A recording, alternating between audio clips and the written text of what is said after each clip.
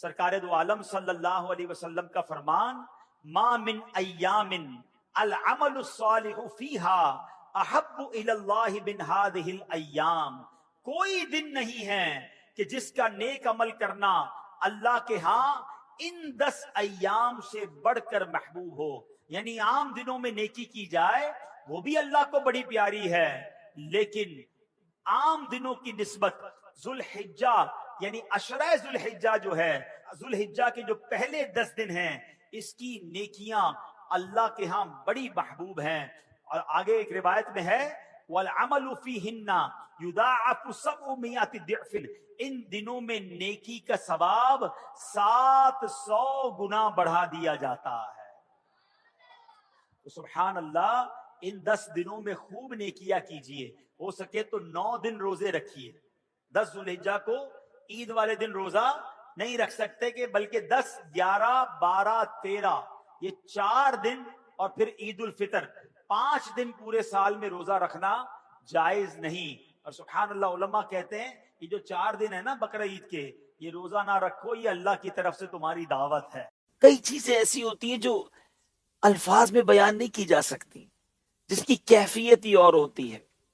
عرفات کے دن حاجی کے دل کی کیفیت کیا ہوتی ہے، یہ الفاظ میں بیان نہیں کیا جا سکتا۔ اس دن جو سما ہوتا ہے اس کو الفاظ میں بند کر کے بیان کرنا اٹس ناٹ پاسبل۔ اللہ اکبر، کیا کیفیت ہوتی ہے! دنیا بھر سے لوگ احرام پہنے، ایک ہی صدا ہوتی ہے لبیک اللہم لبیک، الگ الگ رنگ و نسل کے لوگ ہوتے ہیں، لباس بھی ایک ہوتا ہے، اور سب کا ایک ہی ٹارگٹ ہوتا ہے، سب کا ایک ہی کام ہوتا ہے کہ بس آج مغفرت لے کے جانا ہے، آج اللہ کو راضی کر کے جانا ہے، آج گناہ معاف کروا کے جانا ہے۔ اور کریم کی طرف سے بھی رحمتوں کا نزول ہے، وہاں سے بھی وعدہ ہے۔ حدیثوں میں یہ مضمون ملتا ہے کہ اللہ تعالیٰ فرشتوں کے سامنے حاجیوں پر فخر کرتا ہے کہ میرے فرشتوں دیکھو، میرے بندے دنیا کے کونے کونے سے آئے ہیں، پراگندہ بال ہیں، میلے کچیلے ہیں، اور میری رضا کے لیے جمع ہوئے ہیں۔ اے فرشتوں گواہ ہو جاؤ، میں نے ان سب کی مغفرت فرما دی۔ 4 رکعت نماز نفل اس ترکیب سے پڑھے کہ ہر رکعت میں الحمد کے بعد پورے اخلاص قل هو اللہ احد شریف 50 مرتبہ پڑھے، پھر سلام کے بعد سجدے میں جا کر 1 مرتبہ سبحان اللہ والحمد للہ ولا الہ الا اللہ واللہ اکبر پڑھے، پھر سجدے سے سر اٹھا کر جو دعا مانگے انشاءاللہ عز و جل مقبول ہوگی۔ حجہ کا مہینہ اللہ تعالیٰ کی بارگاہ میں کتنا مقبول ہے، اور اس کا خاص طور پہ جو عشرہ ہے، پہلا عشرہ 1 ذوالحجہ سے 10 ذوالحجہ، اس میں کتنی برکتیں ہیں۔ سرکار دو عالم صلی اللہ تعالی علیہ وسلم نے فرمایا اللہ عز و جل کو عشرہ ذوالحجہ سے زیادہ کسی دن میں اپنی عبادت کیا جانا پسندیدہ نہیں۔ اس کے ہر دن کا روزہ 1 سال کے روزوں اور ہر شب کا قیام شب قدر کے برابر ہے۔ سبحان اللہ، پھر مبارک ایام آ رہے ہیں، ہو سکے تو روزے رکھیں۔ اور میرے میٹھے اور پیارے اسلامی بھائیوں، اس دن یعنی عرفہ کے دن کے روزے کی تو کیا ہی بات ہے۔ حضرت سیدنا ابو قتادہ رضی اللہ تعالی عنہ سے روایت ہے، سلطان مدینہ قرار قلب و سینہ صلی اللہ تعالی علیہ وسلم کا فرمان با کرینہ ہے، مجھے اللہ عز و جل پر گمان ہے کہ عرفہ یعنی 9 ذوالحجۃ الحرام کا روزہ 1 سال قبل اور 1 سال بعد کے گناہ مٹا دیتا ہے۔ سبحان اللہ، تو یوم عرفہ کا روزہ ضرور رکھنا ہے۔ ہاں، مگر جو حج پر جا رہے ہیں، حج کرنے جا رہے ہیں، حاجی پر یوم عرفہ کا روزہ رکھنا مکروہ ہے۔ باقی ساری دنیا کے مسلمان ضرور یوم عرفہ کا روزہ رکھیں۔ 8 ذوالحجہ کو آپ جب مینا جائیں گے، آئے ہائے کیا منظر ہے! یقین کریں، دنیا کے بڑے بڑے آپ نے پلازے دیکھے ہوں گے، دنیا کے بڑے بڑے ایسے شہر دیکھے ہوں گے جس کی مثال دی جاتی ہے، مگر یہ ایک ایسی بستی ہے جو سال میں 1 ہی بار آباد ہوتی ہے، لاکھوں لوگ خیموں میں جمع ہوتے ہیں۔ بلیو کریں، ملٹائی نیشنل 5 اسٹار ہوٹل کا بستر ایک طرف اور مینا کے خیمے کی رات ایک طرف، اور وہاں واش روم اور وضو خانے میں لائن میں بھی لگ رہے ہیں، مگر اس کا بھی ایک مزہ ہے، لبیک کی صدائیں ہیں۔ تو یہ کیفیت کو انجوائے کرنا ہے، اس میں فرسٹریٹ نہیں ہونا ہے، اس میں گھبرانا نہیں ہے، یا معاذ اللہ وہاں بھی لوگ کہہ رہے ہوتے ہیں یار مزہ نہیں آ رہا، کھانا نہیں مل رہا، اور جناب وضو کے لیے اتنی لمبی لائن ہے۔ نہیں جناب، یہ تو نصیب والوں کو حصہ ہے۔ خدا کی قسم، آپ جب مینا میں ہوگے نا، دنیا کے کروڑوں مسلمانوں کی آنکھیں اشکبار ہوں گی، وہ آپ کو دیکھ رہے ہوں گے ٹی وی پر کہ دیکھیں یہ کتنے خوش نصیب ہیں، آج احرام پہنے مینا میں ہیں، مینا میں رات گزار رہے ہیں، صبح عرفات جانا ہے، اور یا اپنے گھروں کے بستر پر آرام دہ کمروں میں بھی وہ تڑپ رہے ہوں گے کہ کاش ہم بھی ان کے ساتھ مینا میں ہوتے۔ تو اے مینا میں رہنے والوں، تم شکوہ نہ کرنا، تم لڑائی نہ کرنا۔ ہاں یہ پرابلم ہے، جیسے ہی مینا میں جاتے تو خیموں میں لڑائیاں شروع ہو جاتی ہیں کہ حضرت ہمارا یہ بستر تھا تو یہ میری جگہ تھی۔ کسی سے نہیں لڑنا ہے، میں لڑنے گیا ہی نہیں ہوں، میں تو معافی مانگنے گیا ہوں، میں تو مغفرت لینے گیا ہوں۔ اگر آپ کو لگتا ہے کوئی غلط کر بھی رہا ہے تو آپ مولن کے بندے کو بلائیں، خود کسی سے نہ لڑے، کونے میں بیٹھ جائیں، ذکر و درود پڑھیں، 5 نمازیں آپ نے وہاں پڑھنی ہیں ماشاءاللہ، اور بھی رفیق الحرمین ساتھ لے جائیں، کوئی کتابیں ساتھ لے جائیں۔ اچھا وہاں ہم نے بھی دیکھا کہ جب حاجی مینا میں پہنچتے ہیں نا، کچھ رات کو پہنچ جاتے ہیں، کچھ صبح پہنچتے ہیں، تو صبح صبح تو لبیک کی صدائیں آ رہی ہوتی ہیں، کوئی قرآن پڑھ رہا ہوتا ہے، کوئی تسبیح پڑھ رہا ہوتا ہے، مگر چونکہ ہماری انفراد عبادت کی تو عادت ہی نہیں ہے، 1 آدھ گھنٹے کے بعد اب جناب مستی مذاق شروع ہو جائے گی، پھر سیاست پر باتیں ہوں گی، الگ الگ خیموں سے الگ الگ آوازیں آ رہی ہوں گی، کوئی کسی کو نام رکھ رہا ہوگا، یعنی عجیب ماحول ہنسی مذاق کا، اور جس کو کہتے ہیں فضولیات کا ماحول بن جائے گا۔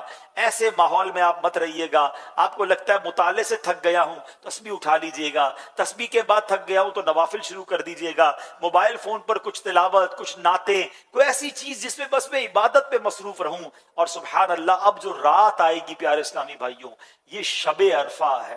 یہ رات پتہ ہے کون سی ہے؟ شب عرفہ۔ صبح کہاں جانا ہے؟ عرفات جانا ہے۔ تو شب عرفہ بڑی مقبول رات ہے۔ ہو سکے تو اول وقت میں عشاء پڑھ کے کچھ عبادت کر کے سو جائیں، پھر اگر موبائل میں الارم رکھیں تہجد کے لیے اٹھیں، اور تہجد پڑھ کے پھر کسی کونے میں جا نماز بچھا کر خوب دعائیں کریں۔ بعض اوقات مولم کی طرف سے اعلان ہوتا ہے کہ بسیں عرفات کو جا رہی ہیں، وہاں میں مشورہ دوں گا کہ جو مینا میں رات ہے نا، یہ گزارنا سنت مؤکدہ ہے۔ کوشش کرے کہ فجر کی نماز پڑھ کر جائیں، کہ یہ سنت ہے کہ فجر پڑھ کر، بلکہ طلوع آفتاب کے بعد یہاں سے فجر کا ٹائم ختم ہو جائے پھر جائیں۔ درود پاک پڑھنے کے بے شمار فضائل و برکات ہیں۔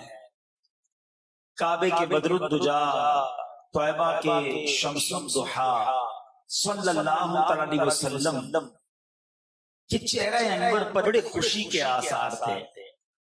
حضرت ابو طلحہ انصاری رضی اللہ تعالیٰ عنہ فرماتے ہیں کہ صحابہ کرام نے اس کا سبب پوچھا کہ حضور آج آپ کے چہرے پر بڑی خوشی ہے، تو ارشاد فرمایا کہ اللہ کریم نے یہ پیغام بھیجا ہے کہ اے محبوب صلی اللہ تعالی علیہ وآلہ وسلم، آپ کا امتی آپ پر 1 مرتبہ درود پاک پڑھے گا، میں اس کے لیے 10 نیکیاں لکھوں گا، اس کے 10 گناہ مٹا دوں گا، اور اس کے 10 درجات بلند فرماؤں گا، اور اتنی ہی رحمت بھیجوں گا۔ درود 1، برکتیں کتنی زیادہ۔ اچھا فائدہ کس کو ہوگا؟ درود پڑھیں گے تو ہمیں خوشی کسے ہو رہی ہے؟ نبی پاک، آقا کا چہرہ چمک رہا ہے، دمک رہا ہے، خوشی ہو رہی ہے کہ میرے امتیوں کے گناہ معاف ہوں گے، امتیوں کو نیکیاں ملیں گی، ان کے درجے بڑھ جائیں گے۔ سبحان اللہ، کتنی محبت ہے ہم سے ہمارے آقا علیہ الصلوۃ والسلام کو۔ شاعر لکھتے ہیں نا، آتا ہے فقیروں پہ انہیں پیار کچھ ایسا، آتا ہے فقیروں پہ انہیں پیار کچھ ایسا، خود بھیک دیں اور خود کہیں منگتا کا بھلا بھلا۔ اور ایک اور بات بڑی سمجھنے والی ہے، یہ جو حدیث ہے نا، یہ کئی بار سنی ہم نے، لیکن اس کا ایک اور پس منظر ہے، ایک اور اس تصویر کا رخ ہے۔ نیکیاں ملنے والے تو بہت سارے عمل ہیں، مگر گناہ معاف کروانے والے اعمال بہت تھوڑے ہیں۔ آپ سمجھ رہے ہیں؟ گناہ ہمارے بہت زیادہ ہیں، ہمیں پہلے ہی پتا ہے، یعنی درود کا کمال دیکھیں کہ ہر درود پر 10 نیکیاں بڑھ رہی ہیں، 10 گناہ معاف بھی ہو رہے ہیں۔ بیلنس شیٹ سمجھتے ہو؟ کاروباری لوگ بیلنس شیٹ بناتے ہیں، کتنا لینا ہے کتنا دینا ہے۔ قیامت کے دن بھی ایک بیلنس شیٹ بنے گی، میزان عمل لگایا جائے گا، گناہوں کا پلڑا بھی نیکیوں کا پلڑا بھی ہوگا۔ جس کی نیکیاں زیادہ وہ جنت میں چلا جائے گا، جس کے گناہ زیادہ رب ناراض ہوا جہنم میں ڈال دیا جائے گا۔ قرآن کہتا ہے نا فَأَمَّا مَنْ ثَقُلَتْ مَوَازِينُهُ فَهُوَ فِي عِيشَةٍ رَاضِيَةٍ۔ قرآن کہتا ہے جس کی نیکیوں کی تولے بھاری ہو گئی، نیکیاں زیادہ ہوئی، وہ تو جنت کی چین میں ہوگا، عیش میں ہوگا۔ وَأَمَّا مَنْ خَفَّتْ مَوَازِينُهُ، جس کی نیکیوں کا پلڑا کم، فَأُمُّهُ هَاوِيَةٌ وَمَا أَدْرَاكَ مَا هِيَ نَارٌ حَامِيَةٌ۔ قرآن کہتا ہے جس کی نیکیوں کے پلڑا ہلکا، گناہوں کا پلڑا زیادہ، وہ بھڑکتی ہوئی جہنم کی آگ میں ڈال دیا جائے گا۔ اب سوچو یہ کتنا مشکل عمل ہوگا، اور ہم سب کو معلوم ہے کہ ہماری نیکیاں کم ہیں، گناہ زیادہ ہے۔ کیا طریقہ ایسا ہو کہ نیکیاں زیادہ ہو جائیں، گناہ کم ہو جائے؟ اب ذرا درود پاک کی فضیلت کو پھر سنو۔ ہر درود پر تمہاری 10 نیکیاں بڑھ بھی رہی ہیں، ادھر 10 گناہ کم بھی ہو رہے ہیں۔ جتنا پڑھتے جاؤ گے تمہاری بیلنس شیٹ ایڈجسٹ ہوتی جائے گی، تمہاری نیکیوں کا پلڑا بھاری ہوتا جائے گا۔ مگر پرابلم یہ ہے کہ ادھر فضول باتوں کے لیے ٹائم ہے، موبائل فون پہ گھنٹوں گزارنے کے لیے ٹائم ہے، وقت نہیں تو درود پاک پڑھنے کے لیے وقت نہیں۔ اور یہ اتنا آسان کام ہے، چلتے پھرتے موٹر سائیکل چلا رہے ہیں درود پڑھتے رہے، کیا کرنا ہے، فارغ ہے نا، پڑھتے رہے، بس میں بیٹھے درود پاک پڑھتے رہے، واک کر رہے ہیں درود پاک پڑھ لیں۔ جتنا فارغ وقت ملے آپ درود پاک میں گزارے نا، انشاءاللہ آپ دیکھیں کہ کس قدر برکتیں نصیب ہو جائیں گی۔ اللہ مجھے بھی درود پاک کا شوق نصیب فرمائے۔ یہ حج کا جو بلاوا ہے نا، یہ نصیب والوں کو ملتا ہے۔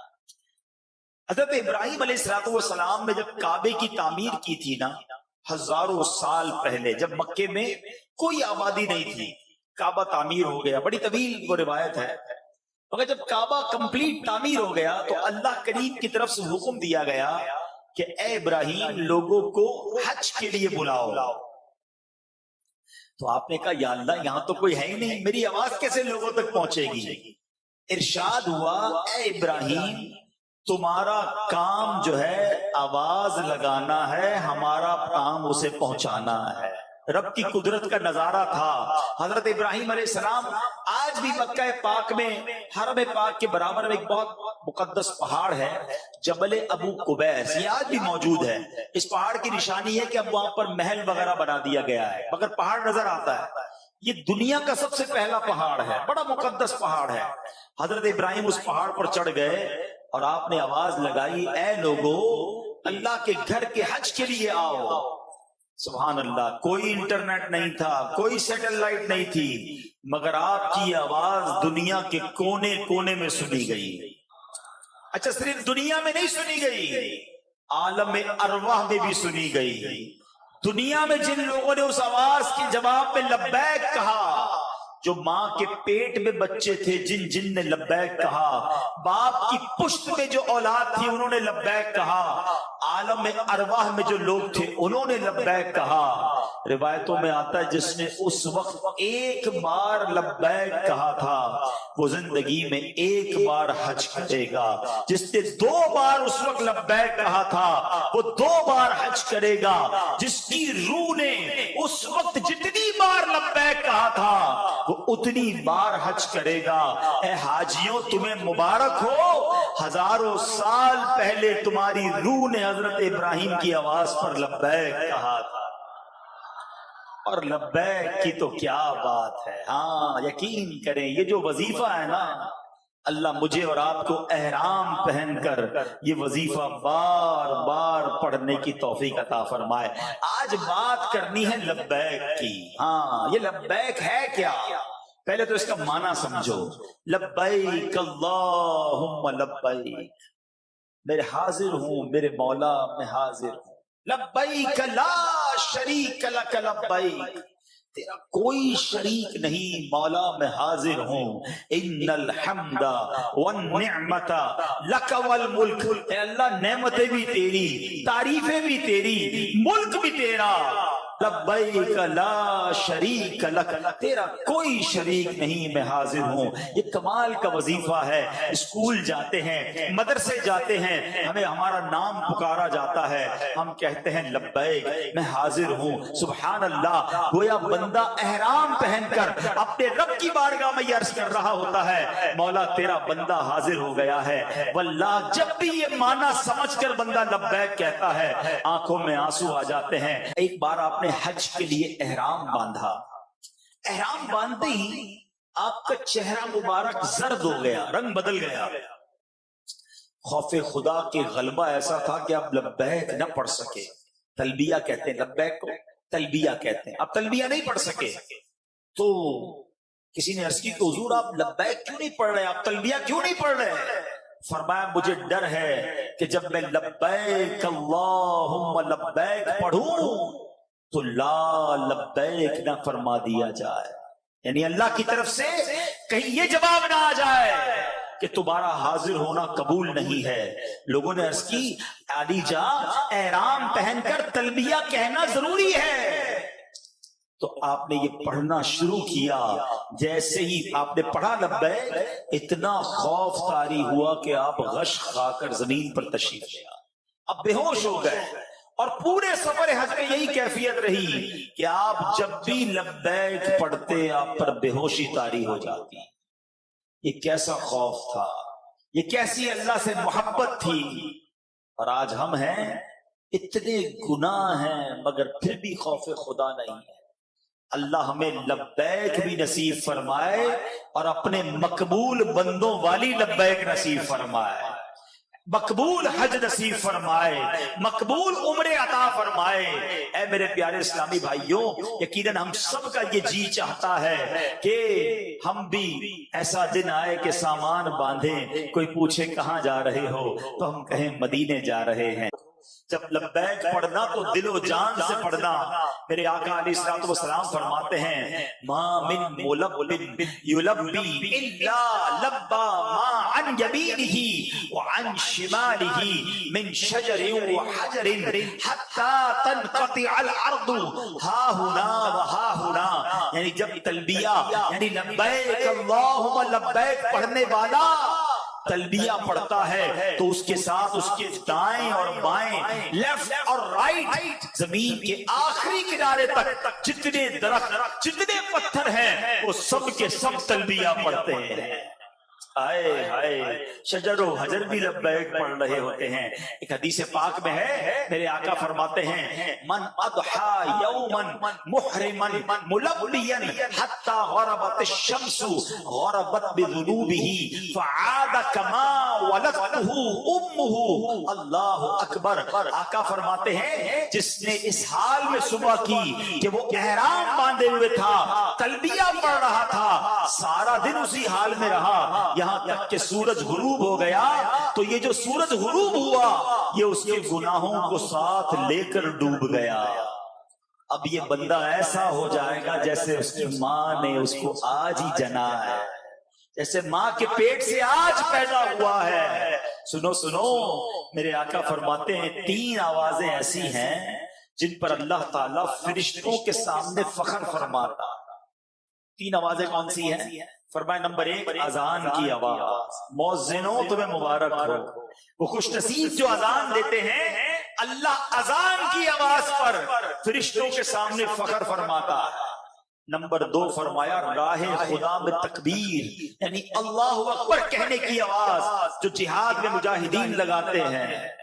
نمبر 3 فرمایا تلبیہ پڑھنے کی بلند آواز، لبیک کی بلند آواز۔ اللہ کریم قیامت کے دن اپنے 7 لاکھ مقرب فرشتوں کو سونے کی زنجیریں عطا فرمائے گا اور حکم دے گا کہ ان زنجیروں سے کعبہ مشرفہ کو میدان محشر میں لے آؤ۔ 7 لاکھ فرشتے، گولڈ کی چینز ہوں گی ان کے پاس۔ یہ فرشتے جا کر سونے کی زنجیروں سے کعبے کو باندھیں گے اور پھر ایک فرشتہ پکارے گا کہ اے کعبہ چل، میدان محشر کی طرف جانا ہے۔ کعبہ کہے گا میں نہیں چلوں گا جب تک میرا سوال پورا نہ ہوگا. ہم کیوں نہ کعبے سے محبت کریں, ہم کیوں نہ اس کے طواف کو ترسیں, ہم کیوں نہ اس کے دیدار کو تڑپے. سنو, کعبہ محشر کے دن کہے گا میں نہیں جاؤں گا جب تک میرا سوال پورا نہ ہو. فضائے آسمانی سے ایک سوال ہو گئی, پکار آئے گی, فرشتہ پکارے گا اے کعبہ تیرا سوال پورا کیا جائے گا, سوال کر. اب کعبہ عرض کرے گا یا اللہ میرے پڑوس میں دفن ہونے والے مومنوں کے حق میں میری شفاعت قبول فرما. آواز آئے گی تیری درخواست قبول فرما لی گئی, یعنی تیری شفاعت قبول کر لی گئی. چنانچہ جن مسلمانوں کو مکہ مکرمہ میں دفن ہونے کی سعادت ملی ہوگی ان کو جمع کیا جائے گا, ان کے سفید چہرے چمکدار ہوں گے, سب احرام کی حالت میں کعبے کے گرد جمع ہو جائیں گے, سب کی زبان پر ایک ہی کلمہ ہوگا لبیک اللہم لبیک, اے اللہ میں حاضر ہوں, یا اللہ میں حاضر ہوں. اب فرشتے کعبے سے کہیں گے اب کعبہ چل چل محشر کے میدان کی طرف. تو کعبہ کہتا ہے نہیں میں نہیں چلوں گا جب تک میری درخواست قبول نہ ہو. فرشتہ پھر ندا دے گا اے کعبہ سوال کر تیرا سوال پورا کیا جائے گا.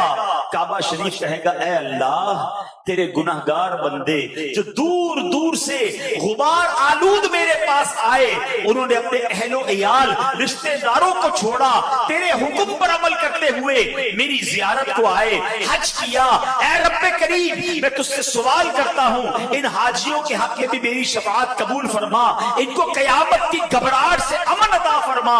اے اللہ آج بھی ان کو میرے ارد گرد جمع کر دے. اللہ پاک فرمائے گا اے کعبہ میں نے ان کے حق میں بھی تیری شفاعت قبول کر لی. اب فرشتہ اعلان کرے گا جس نے بھی کعبے کی زیارت کی تھی وہ سب لوگوں سے الگ ہو جائے. یہ اعلان سن کر محشر کے میدان میں وہ سارے لوگ الگ ہو جائیں گے جنہوں نے کعبے کی زیارت کی ہوگی اور حج یا عمرے کی سعادت حاصل کی ہوگی. وہ سب کعبے کے گرد جمع ہو جائیں گے, ان کے چہرے سفید ہوں گے, جہنم سے بے خوف ہوں گے اور کعبے کا طواف کر رہے ہوں گے. ان سب کی زبان پر بھی جاری ہوگا لبیک اللہم لبیک. فرشتہ کہے گا اے کعبہ تیرا سوال پورا ہو گیا اب تو چل. کعبہ کہے گا اب کعبہ خود لبیک پڑھے گا. سوچو تو صحیح ہے کیسا منظر ہوگا. کعبے کے گرد حج کرنے والے, عمرہ کرنے والے, مکے میں جو مدفون مومنین تھے وہ سب لپٹے ہوئے ہیں اور اب کعبہ لبیک پڑھ رہا ہے. تصور کرو محشر میں یہ کیسی گونج ہوگی جب کعبہ لبیک پڑھے گا. اللہ اکبر لبیک اللہم لبیک لبیک لا شریک لک لبیک. اب کعبے کو شان سے محشر میں لایا جائے گا کہ دنیا میں جنہوں نے کعبے کی زیارت کی تھی کتنا خوش نصیب ہے جس نے عمرہ کیا ہے, کتنا خوش نصیب ہے جس نے حج کیا ہے, کتنا خوش نصیب ہے جس نے طواف کیا ہے کہ انشاءاللہ محشر کے دن اسے کعبہ اللہ کی بارگاہ سے بخشوائے گا. یہ کعبہ ہماری مدد فرمائے گا اللہ کی رحمت سے. تو ہم سب کو یہ نیت, ہم سب کو یہ کوشش کرنی چاہیے کہ کسی طرح مکے مدینے کی حاضری نصیب ہو جائے. ہمارا مسئلہ یہ ہے ہم زبانی کلامی تو بات کرتے ہیں مگر دل میں ایسا شوق پیدا کیجئے, اپنی ہر دعا میں حرمین طیبین کی دعا کو شامل کیجئے. وہ پنجابی شاعر کہتے ہیں نا اگر دل میں ایک ہی شوق آ جائے نا تو پھر بلاوا آ جاتا ہے. میں نو شوق مدینے جاون دا, میرے دل وچ حسرت ہور نہیں, آقا تیری مرضی ہے ساڈا تے کوئی زور نہیں. اگر دل میں سچی تمنا ہو, تڑپ ہو تو پھر بلاوا آ جاتا ہے. بہرحال اب میں اس بیان کو ایک اور رخ دینے لگا. اب تک تو ہم نے یہی سنا تھا کہ لبیک جو ہے وہ جناب عمرے پر یا حج پر احرام پہن کر پڑھی جاتی ہے. کیا اس کے علاوہ بھی زندگی میں کبھی کسی اور موقع پر لبیک پڑھ سکتے ہیں؟ اب ذرا غور سے سنیے گا میرے پیارے اسلامی بھائیوں کہ نبی پاک علیہ الصلوۃ والسلام کا یہ مبارک انداز تھا کہ رات کو جب نماز پڑھا کرتے, یعنی جب رات کے نوافل ادا فرماتے تو نماز شروع کرنے سے پہلے آقا فرماتے لبیک اللہم لبیک حاضر ہوں یا اللہ میں حاضر ہوں. اور بعض روایات یہ بھی ہیں ہر فرض نماز سے پہلے میرے آقا یہ پڑھا کرتے لبیک اللہم لبیک، اے اللہ میں حاضر ہوں. سبحان اللہ. حضرت زید بن ثابت رضی اللہ تعالیٰ بہت پیارے صحابی ہیں. رسول اکرم صلی اللہ تعالی علیہ وسلم کے بارے میں فرماتے ہیں کہ آقا نے انہیں ایک دعا سکھائی، یہ حکم دیا کہ خود بھی اپنے اہل خانہ کو بھی پابندی کے ساتھ روزانہ یہ دعا پڑھایا کریں. وہ دعا کیا تھی؟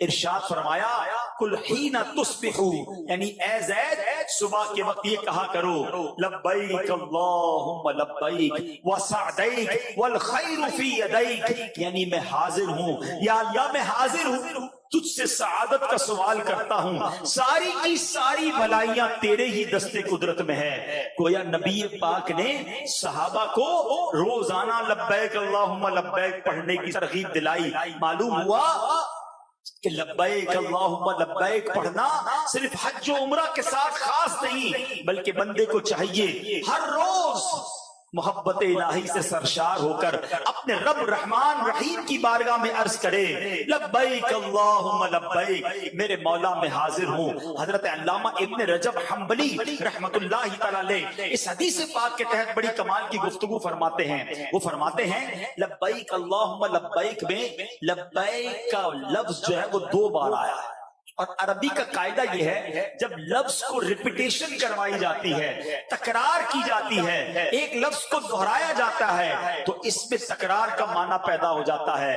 مطلب یہ کہ جب بندہ کہتا ہے نا لبیک اللہم لبیک، تو اس کا معنی صرف یہ نہیں کہ یا اللہ میں آج حاضر ہوں، نہیں، اس کا معنی یہ ہے کہ مولا جب جب تیرا حکم ہوگا تب تب میں حاضر ہوں، ہمیشہ حاضر ہوں، کسی ایک وقت بھی تیرے حکم سے پیچھے نہیں ہٹوں گا. اللہ اکبر. علامہ ابن رجب رحمت اللہ تعالی مزید فرماتے ہیں کہ پیارے آقا صلی اللہ تعالی علیہ وسلم کی تعلیم کے مطابق جب بندہ ہر روز صبح کے وقت یہ کہے گا لبیک اللہم لبیک، اے اللہ میں حاضر ہوں، میں حاضر ہوں، اس کا مطلب یہ ہوگا یا اللہ میں نے صبح اس حال میں کر لی ہے کہ میں تیری دعوت کو قبول کرنے والا ہوں، تو نے جس بات کا حکم دیا اس پر عمل کرنے والا ہوں، تو نے جس بات سے منع کیا میں اس سے رکنے والا ہوں، میں تیری اطاعت پر قائم رہنے والا ہوں، تیرے حکم میں جلدی کرنے والا ہوں. بس جب اپنی زبان سے یہ کہے گا تو اب اس پر لازم ہے کہ اپنے ایسا عمل کرے، اپنے کردار سے ثابت کرے کہ اللہ میں حاضر ہوں. سنو اگر لبیک کہہ رہے ہو نا تو اس کا مطلب یہ ہوا کہ میں اللہ کے ہر حکم پر سر جھکاتا ہوں. اب آئیے قرآن سے خوبصورت جائزہ پیش کرتا ہوں اللہ نے ہمیں کیا کیا حکم دیا ہے. اللہ قرآن میں فرماتا ہے اقیم الصلاۃ، نماز قائم رکھو. اب ہم نے کیا کرنا ہے؟ ہم نے کہنا ہے لبیک اللہم لبیک، نماز قائم کرنا ہے، میرے مولا میں حاضر ہوں.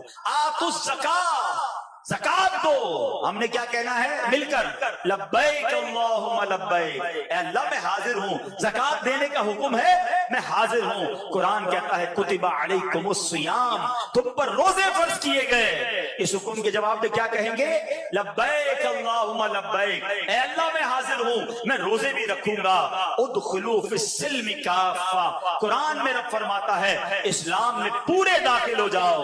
ہم نے کیا کہنا ہے؟ لبیک اللہم لبیک، اے اللہ میں حاضر ہوں، میں پورا اسلام میں داخل ہوں گا. اللہ فرماتا ہے انفقوا مما رزقناکم، ہمارے دیے میں سے خرچ کرو. اللہ نے جو دیا اللہ کی راہ میں خرچ کرو. ہمارا جواب کیا ہوگا؟ لبیک اللہم لبیک، تو نے مال دیا تیری راہ میں خرچ کروں گا. اللہ نے قرآن میں فرمایا اتقوا اللہ حق تقاتہ، اللہ سے ڈرو جیسا اس سے ڈرنے کا حق ہے. جواب کیا ہوگا؟ بلند آواز سے لبیک اللہم لبیک، اے اللہ میں انشاءاللہ پوری کوشش کر کے تیری ناراضی والے کاموں سے بچوں گا، تیرا خوف اپنے دل میں بساؤں گا. اللہ فرماتا ہے لا تأکلوا الربا، سود نہ کھاؤ. کیا جواب دیں گے مل کر؟ لبیک اللہم لبیک، اے اللہ تجھ سے وعدہ کرتے ہیں ہم سود کے قریب بھی نہیں جائیں گے۔ اللہ آگے فرماتا ہے لا تکونوا کالذین کفروا، ان کافروں کی طرح نہ ہونا، ہم ایمان والے ہیں، ہمارا کام کافروں سے کیا ہے؟ کیا جواب دو گے؟ لبیک اللہم لبیک۔ قرآن کہتا ہے لا تأکلوا اموالکم بینکم بالباطل، آپس میں ایک دوسرے کے مال ناحق نہ کھاؤ۔ چوری کرنے والا، بھتہ لینے والا، رشوت لینے والا، دھمکی سے مال وصول کرنے والا، یہ کام ہمارا نہیں، ہمیں ناحق مال کسی کا نہیں لینا۔ بتاؤ اس حکم کے جواب میں سب مل کر کیا کہو گے؟ لبیک اللہم لبیک۔ قرآن کہتا ہے اطیعوا اللہ واطیعوا الرسول، حکم مانو اللہ کا اور حکم مانو رسول کا۔ بتاؤ کیا جواب دو گے؟ لبیک اللہم لبیک، اے اللہ تیرے حکم پر بھی ہم لبیک کہتے ہیں، تیرے رسول کے حکم پر بھی لبیک کہتے ہیں۔ اب آگے چلیے، اب اللہ فرماتا ہے اذکروا اللہ ذکرا کثیرا، فرمایا اللہ کو بہت یاد کرو۔ کہیے لبیک میرے مولا، اب ہماری زبان تیرا ذکر کرے گی انشاءاللہ۔ قرآن کہتا ہے وقولوا قولا سدیدا، سیدھی بات کہو، ہم نے اللہ کے حکم پر لبیک کہنا ہے۔ اللہ فرماتا ہے وَتَبَتَّلْ إِلَيْهِ تَبْتِيلًا، اور سب سے ٹوٹ کر اسی کے ہو رہو، اللہ کے صحیح بندے بن جاؤ۔ جواب کیا دو گے؟ لبیک اللہم لبیک۔ سبحان اللہ، یہ نیت ہونی چاہیے، اللہ تیرے حکم پر میں سر جھکاتا ہوں، تیرا بندہ ہوں، تو ذرا جو حکم میں مانوں گا روز لبیک کہنی ہے اور اللہ کے حکم پر سر جھکانا ہے۔ اور سبحان اللہ، جب یہ آپ ذہن بنا لو گے نا تو پھر جو برکتیں ملنی ہیں، پھر جو غیب سے مدد ہونی ہے، میرا رب کیسی محبت فرمانے والا ہے۔ ایک واقعہ سناتا ہوں آپ کو۔ حضرت بکر بن عبداللہ، یہ عیون الحکایات کتاب ہے، اس میں یہ واقعہ موجود ہے۔ حضرت بکر بن عبداللہ رحمت اللہ تعالی فرماتے ہیں کہ پچھلے زمانے میں ایک بادشاہ تھا جو غیر مسلم بھی تھا اور بہت ظالم بھی تھا۔ اس کے دور کے جو اہل ایمان تھے اس کے ساتھ بادشاہ کی جنگ ہوئی، بادشاہ کو شکست ہوئی، اللہ پاک نے ایمان والوں کو فتح دے دی، بادشاہ کو قید کر لیا گیا۔ اب بادشاہ کا کیا کریں؟ فیصلہ یہ ہوا کہ اس نے بہت ظلم کیا ہے، غیر مسلم بھی ہے، بہت لوگوں کو قتل بھی کیا ہے، اس کو سخت سے سخت سزا دی جائے۔ کیا سزا دی جائے؟ کہ ایک دیگ لائی جائے اور اس بادشاہ کو اس دیگ میں ڈال دیا جائے۔ ایسا ہی ہوا، دیگ لائی گئی، بادشاہ کو دیگ میں ڈالا، آگ لگا دی۔ جیسے جیسے دیگ گرم ہوتا گیا بادشاہ چیختا گیا۔ اب اس نے کیا کیا کہ اپنے خداؤں کو بلانے لگا، اللہ کے سوا معاذ اللہ بتوں کو پکارنے لگا۔ بہت دیر تک پکارتا رہا، کسی خدا نے جواب نہ دینا تھا نہ دیا۔ اب اس کو ریئلائز ہوا کہ میں ہی غلط تھا، مجھے تو ایمان لے آنا چاہیے تھا، اللہ وحدہ لا شریک ایک ہے۔ اب اس نے کیا کیا؟ گویا دل کی آواز سے رب کو لبیک کہا، کہتا لا الہ الا اللہ، لا الہ الا اللہ۔ اب اللہ کو پکارنا شروع کر دیا، اللہ اکبر، یعنی اس نے گویا دل سے یہ کہا کہ اللہ میں حاضر ہوں، شرک چھوڑتا ہوں، تجھے اپنا رب مانتا ہوں، آج کے بعد تیرا ہر حکم مانوں گا۔ اب پتہ کیا ہوا؟ جیسے اس نے لا الہ الا اللہ کہنا شروع کیا، حضرت بکر بن عبداللہ فرماتے ہیں ایسی بارش ہوئی ساری آگ بجھ گئی۔ اب تیز آندھی چلی، ایسی آندھی چلی کہ دیگ اڑنے لگ گئی، دیگ اڑتی ہے، بادشاہ اس میں موجود ہے لیکن اس کی زبان پر لا الہ الا اللہ، لا الہ الا اللہ جاری ہے۔ اڑتے اڑتے وہ دیگ کسی اور بستی میں جا کر گری، جیسی بستی میں گئی وہ بستی بھی غیر مسلموں کی۔ جب مشرکوں نے سنا کہ لا الہ الا اللہ کون کہہ رہا ہے، وہ تلواریں نکال کر آ گئے۔ جب بادشاہ کے قریب پہنچے حیران ہو گئے، اڑتی دیگ میں بندہ آیا ہے، کوئی پہنچا ہوا لگتا ہے، کہ تمہارا ماجرا کیا ہے؟ اس نے کہا میں بھی مشرک تھا، میں بھی غیر مسلم تھا، مگر جب اس آگ میں ڈالا میں نے رب کو دل سے پکارا، رب نے مجھے نجات دے دی۔ جب سب بستی والوں نے یہ سنا، پوری بستی کلمہ پڑھ کر مسلمان ہو۔ ایک بار پکارنا ہے، ہاں ایک بار دل سے پکارنا ہے۔ کیا پکارنا ہے؟ لبیک اللہم لبیک، اے اللہ میں حاضر ہوں، تیرا بندہ ہوں، تو نے پیدا کیا، تو نے رزق دیا، تو نے ہمیں صحت دی، تو نے سب کچھ دیا، ایمان کی دولت تو نے دی۔ اے اللہ میں تیرا بندہ بن کر رہوں گا، میں تیری اطاعت کروں گا، تجھے ناراض کرنے والے کاموں سے بچوں گا۔ مگر آج حال یہ ہے میرے پیارے اسلامی بھائی، اب میں جو جملہ کہنے جا رہا ہوں نا وہ بڑا سخت ہے. آج حال یہ ہے کہ آج اللہ کو لبیک لوگ نہیں کہہ رہے، ایسا لگتا ہے شیطان کو لبیک کہہ رہے. زبان سے نہیں کہتے، مگر سچ بتاؤ مانتے کس کی ہیں؟ صبح ہوئی، رب کا حکم تو فجر پڑھنا تھا نا، تمہاری فجر قضا ہوئی، تم نے اللہ کی بارگاہ میں لبیک کہی، شیطان کی پاس کہی لبیک. ظہر ہوئی، تمہاری ظہر قضا ہوئی، تم نے کس کو لبیک کہا؟ رحمان کو یا شیطان کو؟ تمہاری مغرب قضا ہو جاتی ہے، عشاء قضا ہو جاتی ہے، جھوٹ بولتے ہو، حرام کماتے ہو، حرام دیکھتے ہو. سوچو جو گناہ کرنے والا یہ کس کو لبیک کہہ رہا ہے؟ افسوس یہ ہے کہ اگر پورے دن میں ہم اپنے اعمال لکھیں نا تو ایسا لگتا ہے دل میں کئی بار شیطان کو لبیک کہہ رہے ہیں، اللہ کو لبیک نہیں کہہ رہے. اللہ کو لبیک کہنے والا اس کی نماز کیسے جاتی ہے؟ وہ حرام کیسے کمائے گا؟ وہ جھوٹ کیسے بولے گا؟ وہ ظلم کیسے کرے گا؟ وہ ماں باپ کو کیسے ستائے گا؟ وہ شراب کیسے پیے گا؟ وہ جوا کیسے کھیلے گا؟ نہ کرو ایسا. اللہ کے ہو جاؤ، اللہ یہ ساری دنیا تمہاری کر دے گا. ہاں وہ بڑا کریم ہے. ایسے بزرگ تھے جنہوں نے سب کچھ اللہ کی راہ میں قربان کیا، اللہ نے ان کو ایسی برکت عطا فرمائی. آپ نے ایک نام سنا ہوگا، اللہ کے ولیوں میں بہت بڑا نام ہے ان کا، حضرت ابراہیم بن ادم رحمت اللہ تعالی. یہ بہت بڑے بادشاہ تھے، ٹھیک ہے، ایک زمانے میں پرنس تھے، بادشاہ تھے، بڑا محل تھا. ایک بار کیا ہوا، اس محل میں ایک شخص اندر آیا تو لوگوں نے روکا، اس کے درباریوں نے روکا کہ آپ کون ہیں، کیوں جا رہے ہیں؟ کہا مجھے اندر جانا. اتنا روک تھا کہ کوئی روک نہیں سکا. بادشاہ حضرت ابراہیم بن ادم جب اپنے تخت پر بیٹھے تھے، وہ جلال والے چہرے والے بزرگ آئے اور آ کر کہا کہ مجھے یہ مسافر خانہ اچھا نہیں لگا. اب ذرا غور سے سنیے گا، محل ہے، لگژری محل، اور وہ بندہ آ کے کہہ رہا ہے یہ مسافر خانہ اچھا نہیں لگا. کہ تمہارا آپ طبیعت تو ٹھیک ہے، آپ اتنے بڑے محل کا مسافر خانہ کہہ رہے ہیں. تو جو شخصیت اندر آئی تھی اس نے کہا یہ بتاؤ یہاں تم سے پہلے کون رہتا تھا؟ میرے والد رہتے تھے. ان سے پہلے میرے دادا رہتے تھے. ان سے پہلے میرے پردادا رہتے تھے. تو کہا مسافر خانہ کس کو کہتے ہیں؟ ایک آتا ہے دوسرا چلا جاتا ہے، دوسرا آتا ہے پہلا چلا جاتا ہے. آپ کا گھر بھی تو مسافر خانہ ہے، آپ بھی تھوڑے دنوں بعد آپ بھی چلے جاؤ گے. حضرت ابراہیم بن ادم کو یہ بات جو ہے بڑی جو ہے وہ جھٹکا لگا.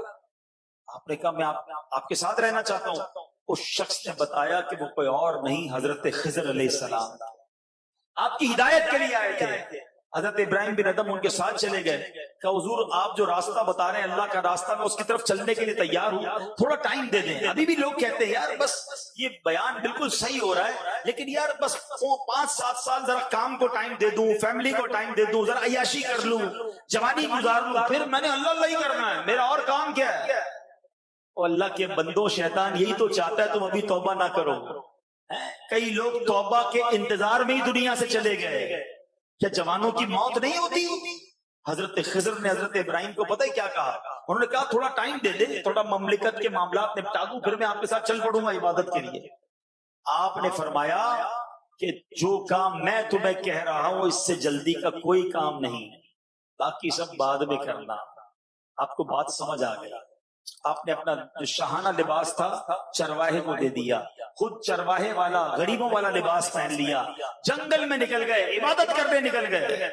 تھوڑے عرصے کے بعد حضرت شیخ فرید الدین عطار رحمت اللہ تعالی فرماتے ہیں ایک دن حضرت ابراہیم بن ادم دریائے دجلہ کے کنارے بیٹھے تھے اور اپنے لباس کو خود پیوند لگا رہے تھے. ایک شخص قریب سے گزرا، اس نے کہا حضور ایک وقت تھا آپ کا ٹھاٹھ تھے، بادشاہت تھی، اتنے غلام، آج آپ اپنی گڈڑی خود ہی سی رہے ہیں، کیا ملا آپ کو یہ سب چھوڑ کر؟ ہائے ہائے، جواب سنو آپ کا. حضرت ابراہیم بن ادم نے کیا کیا؟ آپ کے ہاتھ میں ایک سوئی تھی جس سے آپ گدڑی سی رہے تھے. آپ نے سوئی اٹھا کر پانی میں ڈال دی، دریا دجلہ میں ڈال دی، اور فرمایا اے مچھلیوں میری سوئی نکال کر دو. بہت ساری مچھلیاں جو ہیں پانی پر آئیں اور سب کے منہ میں سونے کی سوئی تھی. حضرت یہ لے لیں. اب فرمایا نہیں، مجھے میری سوئی چاہیے. پھر ایک مچھلی آئی، اس نے آپ کی سوئی لا کر دی. آپ نے فرمایا بتاؤ وہ حکومت اچھی تھی یا یہ حکومت اچھی ہے؟